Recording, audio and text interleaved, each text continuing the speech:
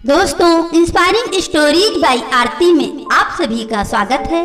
आज की कहानी देवों के देव महादेव भगवान शंकर के बारे में है, या यूं कहें कि भगवान शंकर और उनके भक्त कुबेर के बारे में है।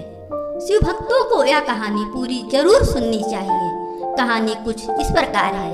कुबेर जिनको धन के देवता कहा जाता है, वह इच्छुओं के भी देवता हैं। कहते हैं कि लंका पहले कुबेर की थी। रावण ने जब लंका पर कब्जा किया और कुबेर को वहां से निकाल दिया तो कुबेर को मुख्य भूमि की तरफ जाना पड़ा।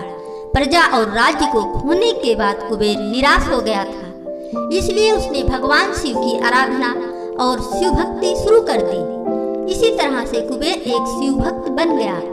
कुबेर ने बहुत कड़ी तपस्या की और भगवान शिव को प्रसन्न किया। भगवान शिव ने उसकी तपस्या से प्रसन्न होकर उसे एक नया राज्य दिया और संसार का सारा धन उसको दे दिया।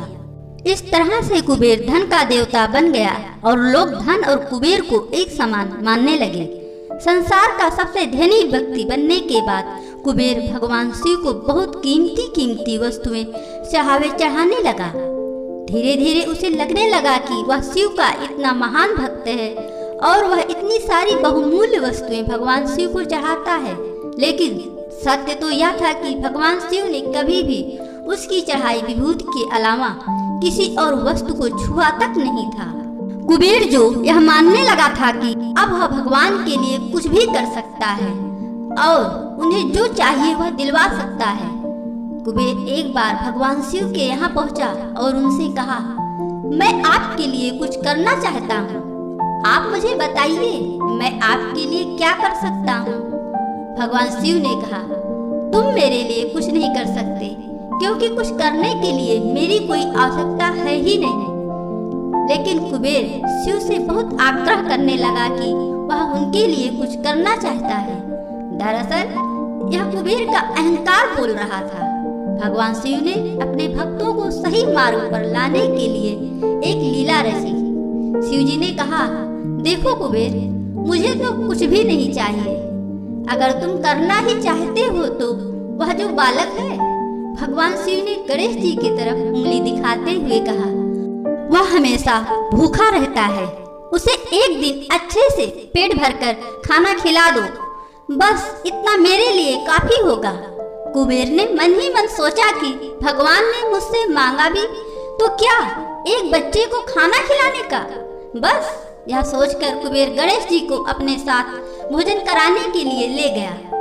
शुरू में कुबेर ने अपने कुछ रसोइयों द्वारा खाना बनाकर गणेश जी को स्वादिष्ट खाना परोसा, लेकिन उसने देखा कि गणेश जी खाते ही जा रहे हैं, तो उसने कई सैकड़ों रसोइयों को बुलाकर प्रचुर मात्रा में खाना बनाना शुरू रखा। एक तरफ खाना बनता जा रहा था और एक तरफ गणेश जी उसे खाते जा रहे थे। गणेश जी को इतना खाते देख कुबेर की चिंता बढ़ने लगी।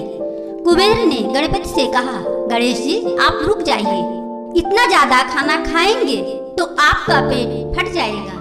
गणपति जी मुस्कुराते हुए कुबेर से कहा, आप मेरी चिंता मत कीजिए, आप अपना वचन पूरा कीजिए। मुझे भूख लगी है, मुझे खाना खिलाइए। कुबेर का अहंकार खत्म करने के लिए गणेश जी ने इतना खाना खाया कि कुबेर का सारा खजाना खत्म हो गया। यहाँ तक कि कुबेर को दूसरे लोगों से भी खाना मंगवाना पड़ा। कुबेर को इस बात का ज्ञान हो गया कि उसके विचार के छोटेपन की वजह से उसने अपने आप को भगवान शिव का महान भक्त समझ लिया था, जबकि सच बात तो यह थी कि भगवान ने जो कुछ उसे दिया है उसी का थोड़ा सा हिस्सा वह भगवान को दे रहा था, जबकि इस संसार का सारा धन भगवान शिव के लिए एक तिनके भर से ज्यादा नहीं है।